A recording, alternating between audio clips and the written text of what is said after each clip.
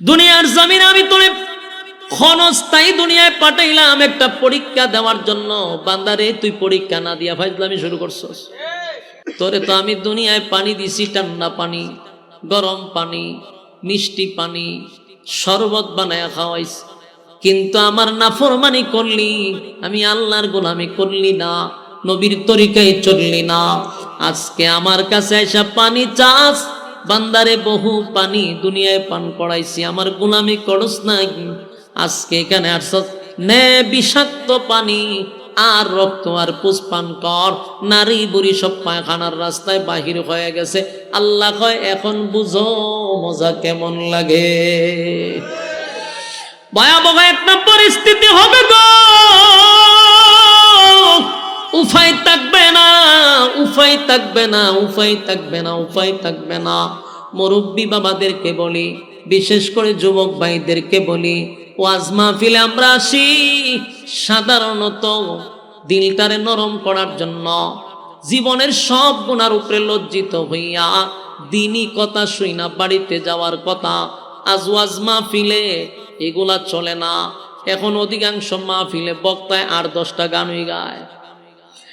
মানুষের দিল মরে গেছে। জাহান্নামের বয়ান শোনানোর কথা ছিল, জান্নাতের বয়ান শোনানোর কথা ছিল, নামাজের কথা বলার দরকার ছিল, সুদের বিরুদ্ধে বলার দরকার ছিল, ঘুষের বিরুদ্ধে কথা বলার দরকার ছিল, মানুষ গুনার থেকে ফিরে আসার কথা ছিল। এখন এই গুনাহ চলে না, এখন চলে বাপ দাদার ইচ্ছা। কাল্পনিক যত কাল্পনিক গল্প, ছড়ি বইয়ের গল্প এখন ওয়াজ মাহফিলে চলে। এর দ্বারায় মানুষের দিলের কোনো পরিবর্তন হয় না, মানুষের দিলটাও নরম হয় না। যাওয়ার সময় একবারও নিজের গুনার উপরে লজ্জিত হয় না। যুবক হাতে পায়ে ধরে বলি, দিলের কান লাগায়া শুনেন, আগামী কালকে চাইলেও আপনি মাহফিল আসতে পারবেন না, এখানে বসতেও পারবেন না। এটা আপনি আমার জীবনের শেষ মাহফিল হতে পারে রে, এখানেই না, আগামী 1 বছর পরে মাহফিল হবে, 1 বছরে আমি থাকবো না, আপনি থাকবেন, কোনো গ্যারান্টি আছে? আর এখনো যদি বাড়িতে যান, গিয়া সাথে সাথে ঘুমাবেন না, সেটাও জানি, মোবাইলে টিপতে টিপতে ফজর পর্যন্ত। তাহলে এখানে বৈশা যদি আমার জীবনের সব গুনার উপরে লজ্জিত হইয়া, জীবনের কৃতকর্মের উপরে মাপ চায়া আল্লাহর দরবারে তওবা করে বাড়ি যাই, তাহলে জীবন পরিবর্তন হওয়ার সম্ভাবনা আছে না নাই? আমার যুবক ভাইয়েরা, আমি একটা মেসেজই আপনাদেরকে দিয়ে যাব। এটা হলো আমার আয়াতের শুরু অংশ, ইন্নাল্লাযীনা আমানু ওয়া আমিলুস সালিহাতি কানাত লাহুম জান্নাতুল ফিরদাউসি নুজুলা। আল্লাহ রাব্বুল আলামিন বলেন, নেক আমল করবি, ঈমান আনবি, ঈমান আনার পরে নেক আমল করবি, আমি আল্লাহ তোরে জান্নাতের মেহমান বানাবো। এটা সাধারণ কথা না, আল্লাহ ওয়াদা দিছে আমাদেরকে জান্নাতের মেহমান বানাবে। শর্ত হলো ঈমান আর নেক আমল। কথা হয় না? ঈমান বলতে কি বুঝলাম একটু আগে বুঝাইছি, যে সুদ খায় নিজের ঈমানদার দাবি করে, ঘুষও খায় নিজের ঈমানদার দাবি করে, এমন ঈমানদার নয়। আর একজনের জায়গা দখল করে বসে আছে, এরকম ঈমানদার। এমন ঈমানদার নয় রে, সাহাবীদের মতো ঈমান আনতে হবে। সাহাবায়ে কেরাম ঈমানের উপরে অটল থাকছে, ঈমানের পরীক্ষায় তারা উত্তীর্ণ হয়েছে, তাই তো জান্নাতি সার্টিফিকেট দুনিয়াতে পেয়ে লইছে। সুবহানাল্লাহ, দুনিয়াতে জান্নাতের সার্টিফিকেট পাইছে। এমনকি দুনিয়ায় থাকা অবস্থায় তাদেরকে ফেরেশতারা সালাম দিত, অসংখ্য সাহাবীদেরকে আল্লাহ নিজেও সালাম দিছে। কেন জানেন? পরীক্ষায় ফার্স্ট ডিভিশনে পাস। বলুন আমরা ঈমান আনবো কার মতো? সাহাবায়ে কেরামদের মতো ঈমান আনবো। আল্লাহর হুকুম সাহাবীদের মতো পালন করব, নবীর তরিকা সাহাবীদের মতো পালন করব। আল্লাহরে কতটুকু সাহাবায়ে কেরাম মহব্বত করত, নবীর ভালোবাসা সাহাবীদের প্রতি কেমন ছিল, এরকম ভালোবাসা আমাদের দরকার আছে না? না আমার যুবক ভাইরা, ঈমানের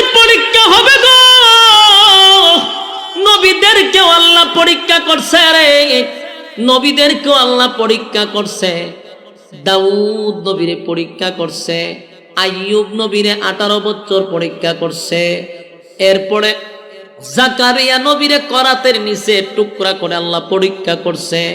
ইব্রাহিম খলিলুল্লাহরে বারবার পরীক্ষা করছে।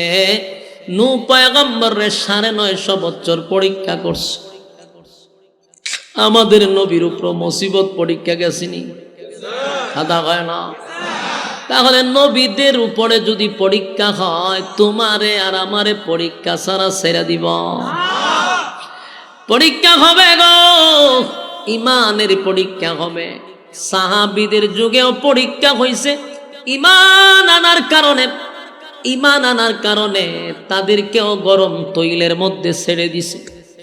গোশত আলাদা, হাড্ডি আলাদা হয়ে গেছে। এরপরও তারা ইমান ছাড়ে নাই, পরীক্ষা দিছে, ইমানের পরীক্ষা। ফেরাউনের যুগে ফেরাউনের বউ আসিয়া ইমানের পরীক্ষা দিয়ে জান্নাতে গেল। ফেরাউনের মেয়ের দাসী, মেয়ের চাকর, উনিও কিন্তু জান্নাতে গেছে। সুবহানাল্লাহ। ফেরাউনের কাজের মহিলা যদি জান্নাতে যেতে পারে পরীক্ষা দিয়া, আসিয়া যদি যেতে পারে পরীক্ষা দিয়া, নবী রাসূলগণকে আল্লাহ দিল পরীক্ষা, সাহাবায়ে কেরাম ঈমান আনার কারণে পাইল পরীক্ষা। তুমি আর আমি যদি নিজের ঈমানদার দাবি করি, বলো না আমাদের উপরে পরীক্ষা আছে না? না, পরীক্ষা আছে রে।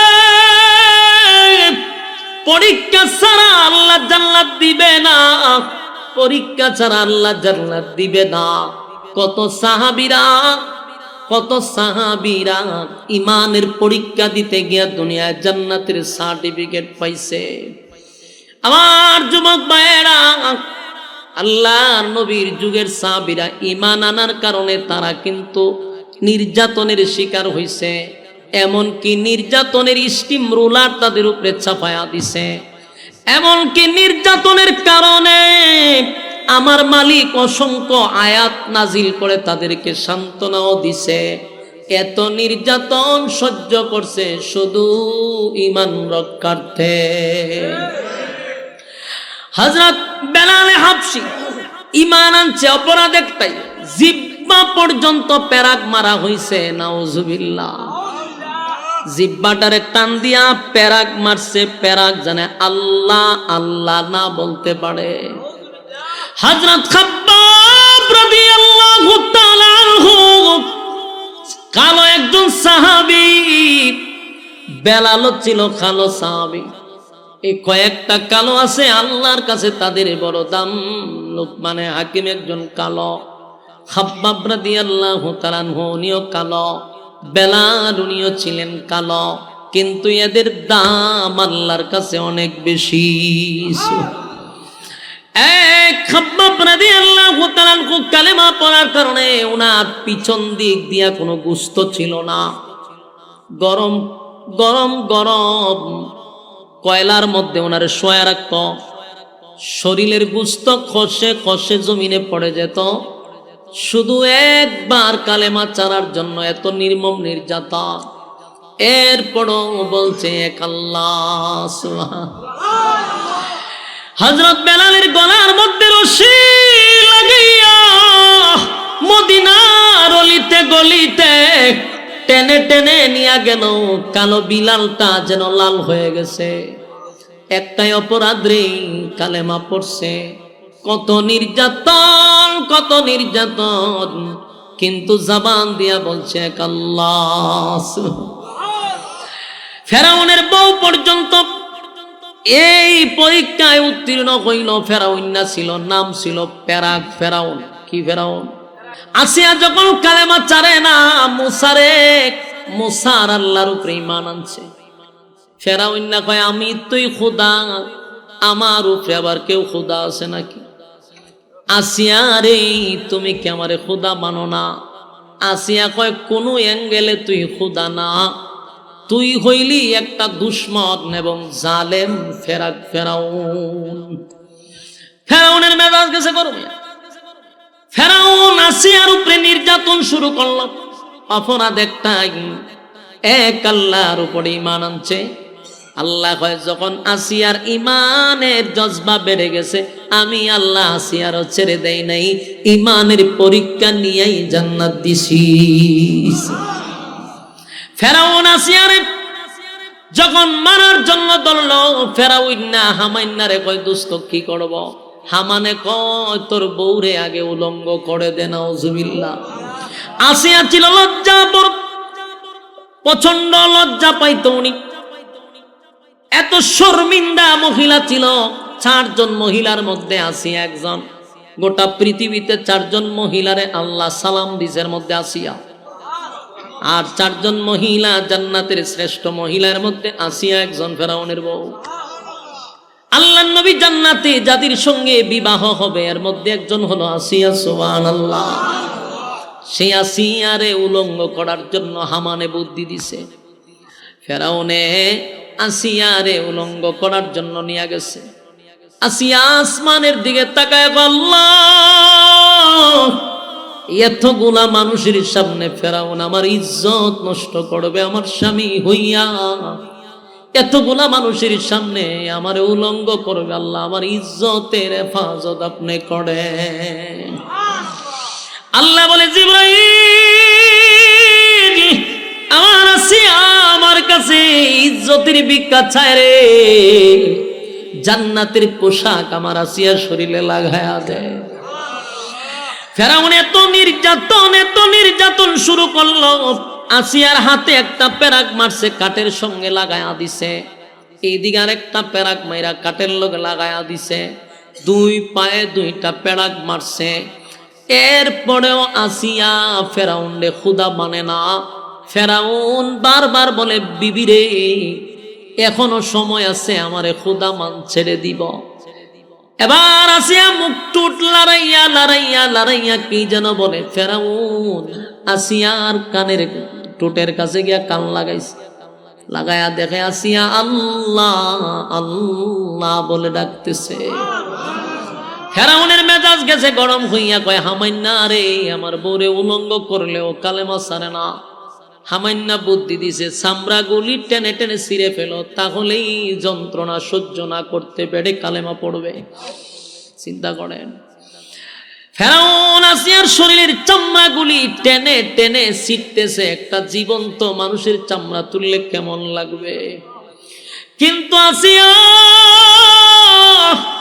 আসমানের দিকে তাকায় বলে, মালিক,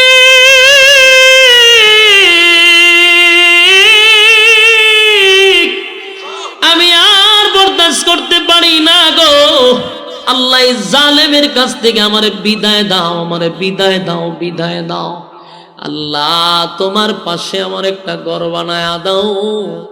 আল্লাহর কাছে দরখাস্ত করার সাথে সাথে আসিয়া মুস্কি মুস্কি হাসতেছিল। ফেরাউন আশ্চর্য হইয়া কয়, চামড়া টেনে টেনে তুললাম, শরীরে পেরাক মারলাম, আমার বিবি আসিয়া মুস্কি মুস্কি হাসে। উপরের দিকে তাকাইয়া, ঘটনা কি রে? এই মুহূর্তে ফেরাউন বড় একটা পাথর লইয়া কয়, আসিয়া রে, এই মুহূর্তে পাথরটা তোর মাথায় আমি মেরে দিব। মরার সময় মিথ্যা কথা কইস না, ক তুই কেরে মুস্কি মুস্কি হাসস। ফেরাউনের বউ আসিয়া বলে, এই ফেরাউন শুন, আমি আমার আল্লাহর কাছে দরখাস্ত করছি, মালিক তোমার পাশে আমার একটা ঘর বানায়া দাও, জান্নাতের পাশে তোমার পাশে একটা ঘর বানায়া দাও। আমার মালিক আমার জন্য ঘর বানাইয়া আমার চোখের সামনে জান্নাতটা ধরে রাখছে। দেখা দেখা আমি আর লোভ সামলাইতে পারতেছি না, তাই তো মুস্কি হাসতেছি।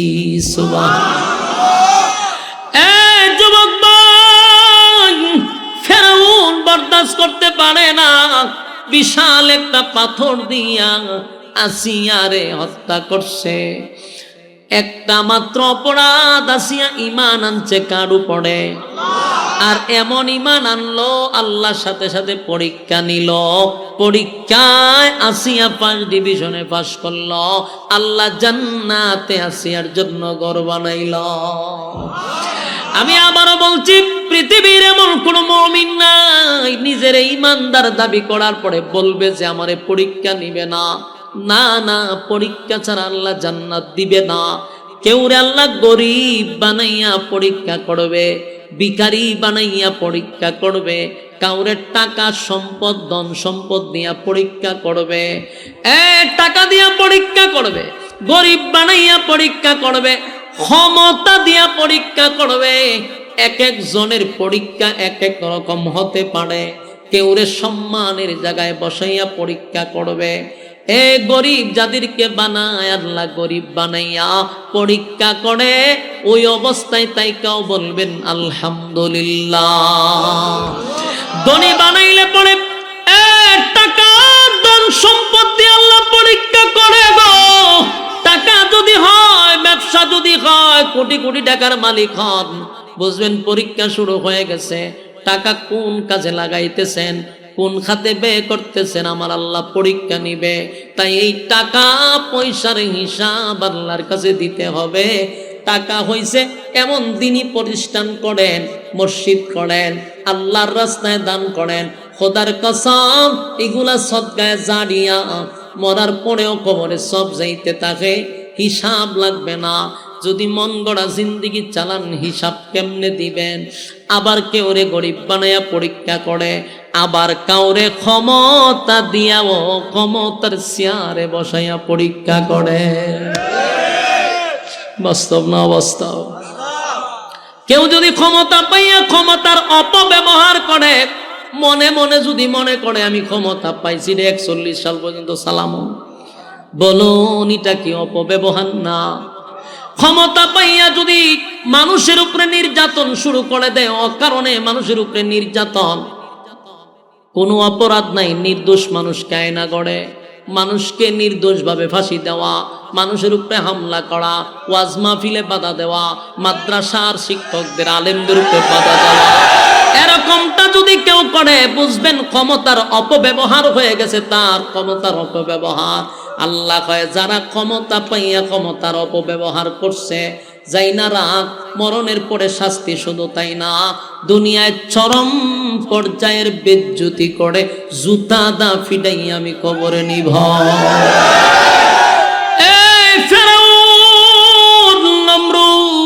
আল্লাহ তাদেরকেও ক্ষমতা দিছে রে, ক্ষমতা দিছে, ক্ষমতা দিছে। নমরুদ রে গোটা পৃথিবীর রাজত্ব দিছিল। নমরুদ রাজত্ব পাইয়া নিজের খোদা দাবি করছে। আল্লাহ কয় দুনিয়াতে আগে জুতা দা ফিডাইছি, তারপরে তারে খবরে নিছি। ফেরাউন নিজের খোদা দাবি করছে, আমার আল্লাহ কয় নীল নদে ফালাইয়া আগে সুবাইছি, তারপরে কবরে নিছি। বুশ রে আমেরিকার প্রেসিডেন্টের দায়িত্ব দিল, উল্টা পাল্টা করার কারণে সাংবাদিকের জুতা দাগে ফিটাইছে। ওয়াং সাং সুচি মানুষের উপরে নির্যাতন শুরু করছে, তাই সেনাবাহিনীর জুতা দিয়া ফিটাইছে। এখন বাকি রইছিল বাংলাদেশের, তাইন্ডো সাইজ করা হইছে। শুধু আকাশে উড়ার কারণে হয় নাই, জমিন দিয়া গেলে ঠিকই হয়ে যাইত। এরপরে বাকি রয়েছে দাদা, দাদারও আল্লাহ সাইজ করবে। কথা হয় না? যারা দুনিয়ার জমিনে জুলুম করছে, কেউ রে আল্লাহ ছেড়ে দেয় নাই, কেউ রে ছেড়ে দেয় নাই। আল্লাহ কয় আমি ছাড় দেই, কিন্তু ছাইরা দেই না। আল্লাহ বলে বান্দা শুন, আমার দেওয়া হায়াত পাইয়া, আমার দেওয়া হায়াত পাইয়া আমারে দিলি না, মন গড়া জীবন যাপন করলি। ক্ষমতা দিছিলাম, ক্ষমতার অপব্যবহার করলি। সম্মান দিলাম, তাও তুই নিলি না। আমি আল্লাহ পরীক্ষা ছাড়া জান্নাতুল ফিরদাউস আমি তোরে দিব না। এই জন্য সর্বপ্রথম আল্লাহ বলেন ইল্লাল্লাযীনা আমানু। এক নাম্বার হলো ঈমান, দুই নাম্বার হলো ওয়ামিলুস সালিহাত, নেক আমল। দুই নাম্বার কি? দুই নাম্বার হলো নেক আমল। এই যে আপনারা গভীর রাত পর্যন্ত আরামের ঘুম হারাম করিয়া নরমাল বিছানাতে বসে আছেন, আমি আপনাদের সামনে যতগুলা কোরআনের আয়াত এই পর্যন্ত বলছি, প্রতিটা অক্ষরে অক্ষরে 10টা করে নেকি আপনার আমলনামায় গেছে। বলুন এই নেকির দরকার আছে না নাই? হাসরের ময়দানে কেউ একটা নেকি দিয়ে সাহায্য করবে না গো। একটা নেকি মা সন্তানরে দিবে না, বাবা সন্তানরে দিবে না, আমার কথা নয়। আল্লাহ কোরআনে বলেন, ইয়াউমা ইয়াফিরুল মারউ মিন আখিহি ওয়া উম্মিহি ওয়া আবি ওয়া সাহিবাতিহি ওয়া বানি। কিয়ামতের কঠিন ময়দানে মা তার সন্তানের পরিচয় দিবে না, বাবা সন্তানের পরিচয় দিবে না, স্ত্রী স্বামীর পরিচয় দিবে না, স্বামী তার স্ত্রীর পরিচয় দিবে না, কেউ কারো পরিচয় দেয় না। কেন জানেন? যদি একটা নেকি ছেলে আমার কাছে চায় রে, কোথার থেকে দেব? স্বামী যদি একটা নেকি আমার কাছে যায়, কোথার থেকে দিব? এই জন্য ছেলেকে মা চিনার পরেও একটা নেকি দেয় না। অথচ পৃথিবীতে কোনো মা তার সন্তানরে একটা মশার কামড়ও দিতে চায় না। এত মায়া, এত মহব্বত, বালিশের পাশে বৈশা থাকে, একটা মশার কামড় খাইতে দেয় না। সেদিন ছেলে মার কাছে বলবে, মাগো একটা নেকির জন্য আল্লাহ আমারে চিরস্থায়ী জাহান্নামে দিবে। ও মা, একটা নেকি দাও না, আমি আল্লাহর তরি জান্নাতে চলে যাই। মা সন্তানকে ভালো করে চিনবে, এটা আমার সন্তান। কিন্তু সেদিন একটা নেকি দিয়ে আপনারে সাহায্য করবে না। কেন জানেন? আমি যদি একটা নেকি দেখো, আমি একটা নেকির জন্য কার কাছে যাব রে? এই জন্য সেদিন সন্তানকে একটা নেকি দিবে না। এই জন্য আল্লাহ বলেন, হাসরের মাঠে কেউ কারো হবে না, কেউ কারো হবে না। আমাদেরকে অনেক সময় অনেক বক্তারা ওয়াজ শোনায়, আপনাদেরকেও শোনায়, হাসরের মাঠে অনেক পীর নাকি তার মুরিদানদের নিয়ে জান্নাতে যাবে। এমন ওয়াজ শুনাইয়া শুনাইয়া আপনাদের ঘরের ছাগল আর গরু কিন্তু নিয়ে যায়, ঘরের মুরুগটাও নিয়ে যায়। আল্লাহর কসম, এই আয়াত হলো সাক্ষী। ইয়াউমা ইয়াফিরুল মারউ মিন আখিহি ওয়া উম্মিহি ওয়া আবি ওয়া সাহিবাতিহি ওয়া বানি। হাসরের মাঠে মা তার সন্তানের পরিচয় দিবে না, বাবা সন্তানের পরিচয় দিবে না। আমার প্রশ্ন হলো, মাতৃকা কি মাসির আদর বেশি? কথা হয় না? মা সন্তানের পরিচয় দেয় না, ফিরে বুঝি গিয়া খুব এটা আমার মরিদ। ফিরে তো আগে ইচ্ছা মতে হতকান বাদাম দিব, কয়টা গরু খাইছ তার কয়টা ছাগল খাইছ ক। মুরিদান নিবি পড়ে আগে আগে ক কয়টা ছাগল খাইছ। এই জন্য এগুলা বাউতা বাজি। বলেন কি বাজি? হাসরের মাঠে যদি কেউ সুপারিশ করে, যদি করে করে, একমাত্র সুপারিশের মালিকানা পাবে আমাদের নবী। আল্লাহর নবীকে সুপারিশের অনুমতি দেওয়া হবে গো। হাসরের মাঠে কেউ সুপারিশের মালিক নয়, আল্লাহ অনুমতি দিবে শুধু আমাদের নবীরে। সেদিন আদম থেকে নিয়া ঈসা রুহুল্লাহ পর্যন্ত, খুব খেয়াল করে শুনবেন, 1 মিনিট বলে যায়, লেখা রাখেন কাগজে, কোনদিন কোন বন্ড ফিরের কথা শুনবেন না। আল্লাহ রস্তে বলি, আমার কথাগুলি বালিশের সঙ্গে মাথা লাগায় শুনবেন। কিয়ামত পর্যন্ত, আদম থেকে নিয়া ঈসা রুহুল্লাহ পর্যন্ত লক্ষাধিক নবী রাসূল, যেই নবীদের কোনো গুনাহ নাই, যেই নবীরা কোনোদিন গুনাহ করে নাই, তারা মাসুম। আদম নবী পর্যন্ত হাসরের মাঠে আল্লাহর সামনে দাঁড়াইয়া কথা বলার সাহস পাবে না। সেদিন আদম বলবে, ইয়া রাব্বি নাফসি নাফসি নাফসি নাফসি। আল্লাহ, আমি আদমের কি উপায় হবে? আমি আদমের কি উপায় হবে? নূহ পয়গম্বর 950 বছর আল্লাহর দাওয়াত দিল। সেই নূহ পয়গম্বর বলবে, ইয়া রাব্বি নাফসি নাফসি। আমি নূহ পয়গম্বর কি হবে? ইব্রাহিম খলিলুল্লাহ, ইব্রাহিম খলিলুল্লাহ আল্লাহর বন্ধু, সেদিন বলবে, ইয়া রাব্বি নাফসি নাফসি নাফসি। আমার কি উপায় হবে? হাসরের মাঠে অবস্থা এমন ভয়াবহ হবে, আল্লাহর সামনে দাঁড়ায় কথা বলার সাহস কোনো নবীর নাই। পীর ফকির দূরের কথা, যেই নবীদের গুনাহ নাই, তারা আল্লাহর সামনে দাঁড়ায় কথা বলতে সাহস পায় না। আর আমাদের দেশের ল্যাংটায় আর জড়ায় বুঝি যাইব বাসাইতো, কথা হয় না। এই কথাগুলি বইলা বইলা সরল সোজা মানুষের ঘরের গরুটা লইয়া জায়গা মরুষ, ছাগল লইয়া যায় অরুষ। এগুলার বিরোধিতা আমরা করি বেশি, জন্য আমাদের সমালোচনা বেশি। আমার প্রশ্ন হলো, যেখানে নবী রাসূল আল্লাহর সামনে দাঁড়ায় কথা বলার সাহস পায় না, এখানে পীরের কি ক্ষমতা আছে? কথা হয় না। আর আমি মনে করি বাংলাদেশে যারা পীর ভক্ত, পীরের বিরুদ্ধে আমরা নয়, হক্কানি পীরদের পক্ষে আমরাও পীরের কাছে যাই, তবে এই পীর আর সেই পীর সমান না। আমরা পীরকে মনে করি উস্তাদ, পীরের কাজ হইল শিক্ষা দেওয়া। বলুন পীরের কাজ কি? পীর শব্দটা ফার্সি, এর বাংলা অর্থ যদি আপনি করেন তাহলে এটা শায়েখ অথবা উস্তাদ। উস্তাদের কাজ হইল শিক্ষা দেওয়া, উস্তাদের কাজ নয় গরু ছাগল নেওয়া। কথা হয় না। আর দোয়া যদি চাইতে হয়, দোয়া যদি কবুল করাইতে হয়, পীরের দোয়া কবুল হবে একটা প্রমাণ যদি দিতে পারেন, আর ওয়াজ করব না, আর ওয়াজই করব না। কোরআন এবং হাদিসের দ্বারা একটা প্রমাণ দেন যে পীরের দোয়া কবুল, এটার কোনো গ্যারান্টি আছে। কিন্তু আমি 100%, 1000% গ্যারান্টি দিব, মা বাবার দোয়া কবুল। সন্তানের জন্য যদি মা বাবা দোয়া করে গো, এই দোয়া আমার মালিক ফিরায়া দেয় না। সন্তানের জন্য মা বাপ দোয়া করলে এটা ডাইরেক্ট কবুল হয়ে যায়।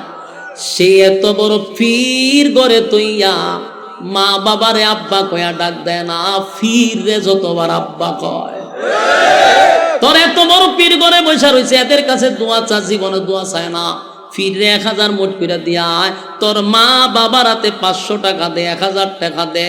বাবা বৃদ্ধ হয়ে গেছে, আগের মতো চলতে পারে না, এখন আর ইনকাম নাই। সন্তানের কাছে লজ্জায় অনেক সময় চায় না, পকেটেও টাকা না, একটা কাপ চা খাইতে মনে চায়, অনেক সময় কোনো কিছু আনতে মনে চায়, পকেটে টাকা নাই রে। সন্তান এখন ইনকাম করে, বাবা ইনকাম করতে পারে না। সন্তানের উচিত ছিল প্রতি সপ্তাহে বাবার জন্য একটা বাজেট রাখা, বাবারে এত টাকা দেওয়া, এটা দিয়ে আপনি খরচ করবেন, চা খাইবেন, আনন্দ ফুর্তি করবেন। এই দোয়া যদি আল্লাহর কাছে মা বাবা হাত তুল্লা করা লাগবে না, মা বাবা আহ করলে জান্নাত পর্যন্ত, আল্লাহ পর্যন্ত পৌঁছে যায়। এ আসল পীর গড়ে তুইয়া জনার পিছনে দৌড়াস রে, ল্যাংটার পিছনে দৌড়াস, এই দৌড়াইয়া কিয়ামত পর্যন্ত দৌড়াবি, লাভ হবে না। আল্লাহর কসম, বৃদ্ধ মা বাবা যাদের গড় আছে এদের সেবা যত্ন করো। দুয়া চাইতে গেলে আমার কাছে আইলে কাজ হবে না, দুয়া চাইতে গেলে মার কাছে চা, বাবার কাছে চা। ইটার দোয়া যেই পরিমাণ কবুল হবে, আমি মৌলবীরে বাড়া দিয়া নিয়া এই দোয়া কবুল হবে না। যুবক ভাইরা আমার, সত্য কথা হলো, আমারে আনছেন বাড়া কইরা হুজুর একটু দোয়া করে, আমি টেকার জন্য দোয়া করব। এই দোয়া যে কতটুক যাইব এটা তো আমি জানি, কিন্তু মা বাবারে দিয়া দোয়া করাইলে এই দোয়া কোনোদিন আল্লাহ ফিরত দিবে না। আসল পীর গড়ে তৈয়া কেন এত ফির লইয়া টানাটানি? হ্যাঁ কথা কয় না, ফির খালি কি দললি হয়? মসজিদের ইমাম সাহেব তো আপনার লেগে ফির, বেচার হলে উস্তাদ, মাদ্রাসার শিক্ষক আপনার জন্য পীর, উনিও উস্তাদ। শিকার জন্য মাদ্রাসার শিক্ষক আছে, শিকার জন্য মসজিদের ইমাম আছে, আর আপনার জন্য ফির। খালি ফিরের কাছে গিয়া ফাউটি ফানি ভণ্ডামি ছাড়ার কিছু। হ্যাঁ কথা কই না, বলেন আমাদের পীর, সবচেয়ে বড় পীর হলো মার বাবা। রাজি আছেন ইনশাআল্লাহ? আর যদি শিখতে হয়, মাদ্রাসা আছে, মসজিদের ইমাম সব আছে, খতিব সাহেবের কাছে গিয়ে শিখবো, কোন ফিরের কাছে গিয়ে শিখার দরকার নাই। আল্লাহ বুঝার তৌফিক দান করুক। আমরা সবাই যেন এই কথাগুলির উপরে বলনেওয়ালা, শুনলেওয়ালা উভয়কে আল্লাহ সহিভাবে আমল করার তৌফিক দান করে, সকলে বলে আমিন। আল্লাহুম্মা সাল্লি আলা মুহাম্মাদিন ওয়া আলা আলি মুহাম্মাদ কামা সাল্লাইতা আলা ইব্রাহিম ইন্নাকা হামিদুম মাজিদ। আল্লাহুম্মা আমিন। রব্বানা যালামনা আনফুসানা ওয়া ইন লাম তাগফির লানা وترحمنا لنكونن من الخاسرين রব্বুল আলামিন আল্লাহ, গভীর রাত হয়ে গেছে, আপনার কুদরতি নজর দিয়ে একটু তাকায়া দেখেন, সাদা সাদা দাড়িওয়ালা মুরব্বীরা হাত বাড়াইছে, ছোট ছোট মাসুম বাচ্চারা হাত বাড়াইছে, আল্লাহ তরুণ নৌজওয়ান ভাইয়েরা হাত বাড়াইছে, মাদ্রাসার তালবে ইলমরা হাত বাড়াইছে, পর্দার আড়ালে আমার মা বোনেরা হাত বাড়াইছে, জাতির শ্রেষ্ঠ সন্তান হযরত উলামায়ে কেরামরা হাত বাড়াইছে।